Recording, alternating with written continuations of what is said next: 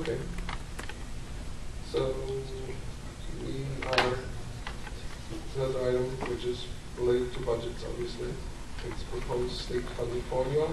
Yes, last Monday night, myself, my administrators, and Mrs. Black were able to attend a meeting over at the Portsmouth Middle School, which was intended to be a review of the basic education plan, the revised basic education plan. Dave Abbott, the assistant commissioner, came and spoke to that for about 45 minutes.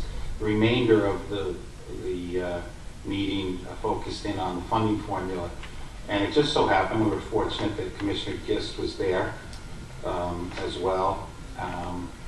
So a lot of people, obviously all the representatives in the room from Portsmouth, Tiverton, Little Compton, Newport, Middletown, all the ones that were on the short end of the funding formula side. All the losers in the paper.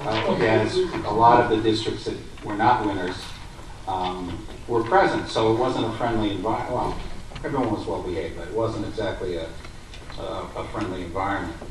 And Dave Abbott went through the formula with us, and there's a lot of documents, but I asked the committee to, if you go to this document that says A through I, I'll walk you through it. And it's probably easier to, this is how Doug and I dissected it. And being the history guy, I was able to get a pretty good understanding by following this. What the formula does, it's very complicated. First of all, in column A, that's your average daily membership in each community, the what they call the RADM, pre-K through 12. What you do is you take that number, your average daily attendance, and multiply it by what they call the core instruction per pupil. And that number is $8,295. Now, our question was, how'd you get to $8,295? And the documents that we've received and from what we've been told is it includes, it's an average of 4 states, New England, Mass, Rhode Island, Connecticut, New Hampshire. And the data, according to RIDE, that they base this on is from 2005, because that's the most recent data they have. I'd like to point out that the daily membership isn't from 2005, it's from the current year. So we're not using 2005 numbers, we're using 2010 numbers, 29 numbers, but we're using an average from 2005.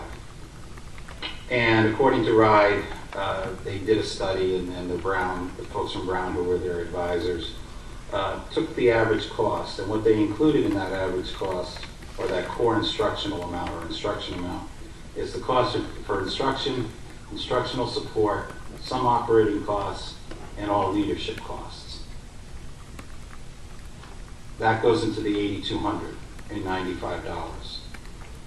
You then take your total number of pre-K, free and reduced hot lunch, pre-K through 12. That's column C.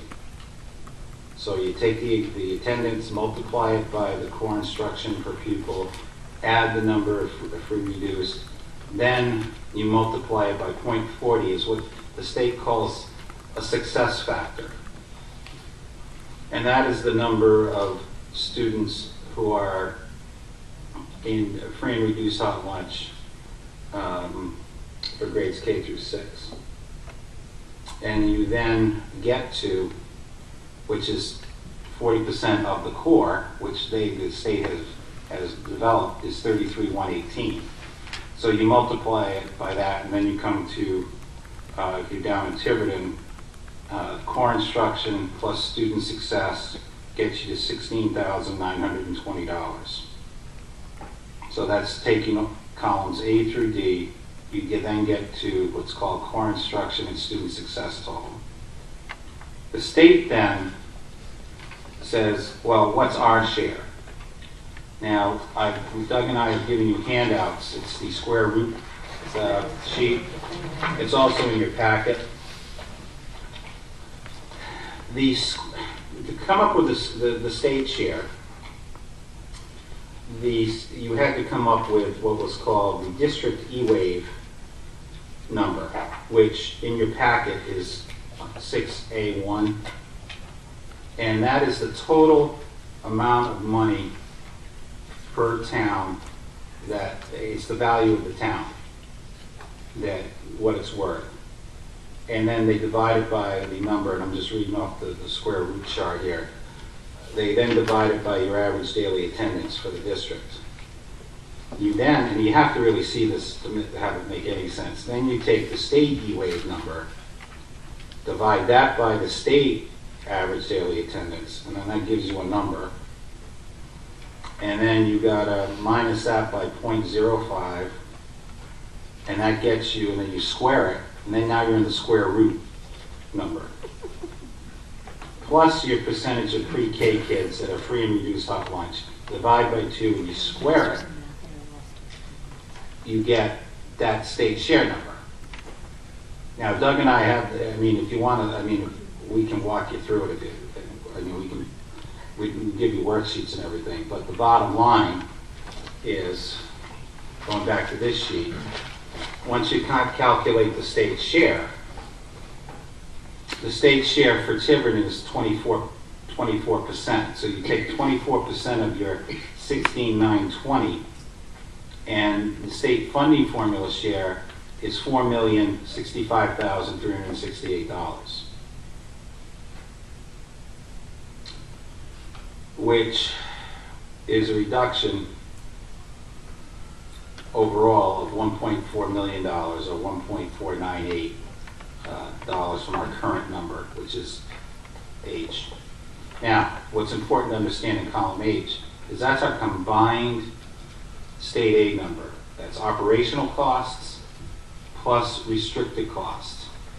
Now, in this formula, I think Doug handed it out, and I have mine right here. That, I'm sorry, we'll hand it out. The amount of money that was restricted in state aid was $730,000. According to this proposed plan, that will no longer be restricted and will be compressed into our general state aid number. So while it might seem like, well, there's an extra $730,000 coming to Tiverton, it's not extra. That money's already accounted for in our budget for either salaries, professional development, supplies. It's already accounted for. It's not new money. It's just will no longer be restricted. So in theory, districts could not spend it on those things. I wouldn't advise it, because we need those things that are accounted for. And with that, we are going to, that 1.4 million or 1.5 million will be taken off our state aid over the next 6 years. You might have read in the paper, it's a 10-year window. Right here in the handouts in the previous page, Tiverton, starting this year, if it's approved, $278,000 in reduction, $254,000 reduction in year 2, year 3, $300,000 reduction in state aid, year 4, $283,000, year 5, $310,000, year 6, $60,000. So we don't, and I've asked Carolyn Dias, I'm waiting for an answer as to why we didn't get it spread out over 10 years instead of 6, just for our information and purposes. I've also asked for more specifics as to what goes into that core instructional amount.